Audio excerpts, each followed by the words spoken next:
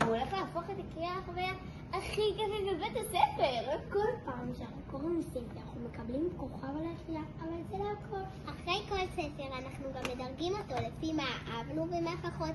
כותבים המלצה קצרה ותולים אותה על לוח הכיתה, כדי שכולם יוכלו לגלות דברים חדשים ומגניבים. כל שבוע מתעדכן גם הלוח השבועי של הקוראים, וכל תלמיד ותלמידה מקבלים עליו מקום מיוחד לקביעת קצב ההתקדמות האישי שלהם, וגם בוחרים את הספר שהכי מצא חן בעיניהם. המיזם הזה מחבר בין גינה, יצירתיות וחלומות, ובכך רואים שמיים מלאים בכוכבים. אז קדימה!